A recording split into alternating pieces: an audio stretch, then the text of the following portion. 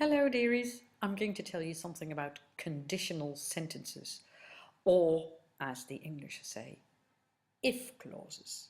Now that would mean that every sentence that starts with if is an if clause, which is true, but not, we don't only have conditionals starting with if, because also sentences that start with unless are conditional sentences. It's not difficult, but because the English think of strange names sometimes, it can be a little bit awkward. Now, pay attention.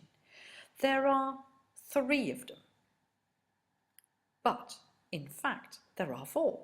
And because they had forgotten one, they don't count the first, the second and the third. No, the 4th one, or the one that they had forgotten, is the 0 conditional. A 0 conditional is an if clause that has an academic truth, something that is always true, that cannot be debated.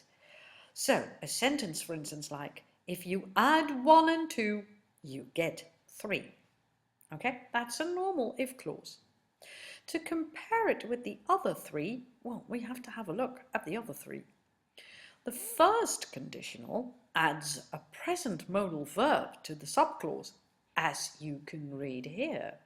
An example, if you study hard, you will get a degree. So it doesn't say if you study hard, you get a degree, but you will get a degree. Now, this modal verb, the task of a modal verb, is to make something either sure or insecure. In this case, it makes it rather insecure. Now, it says here, attention. A subclause in a conditional is the part that starts with if or unless. That is the subclause, because you should know that such a conditional, an if clause, always consists of a main clause and a subclause.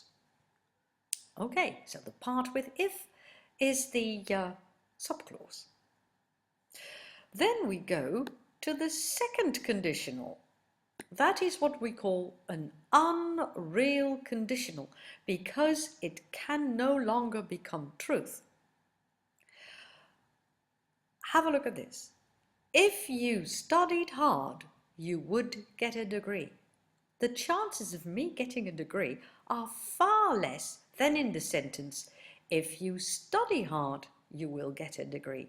And all I have done is put the main verb in the past tense and the modal verb also as a past modal. Yep, do you see that? Very good. The second unrealistic conditional is the third one. If you had studied hard, you would have got a degree. Now, we understand that here getting a degree is a total impossibility. We can no longer get a degree. Okay.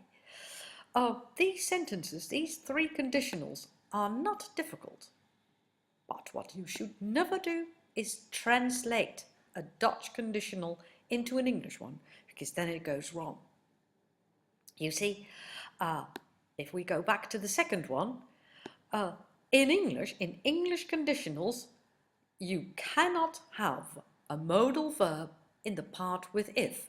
So I can't say, if you would study hard, you would get a degree, which is possible in Dutch, but not in English. The other thing I cannot do is I cannot switch tenses. So I cannot say, if you study hard, you would get a degree. Although it sounds like a genuine and very good sentence, but it's not. So those are the things that you must keep in mind. No modal verbs in the part with if, and no mixture of tenses. Now, if you keep that in mind, you can't go wrong. That's all. Thank you. Bye-bye.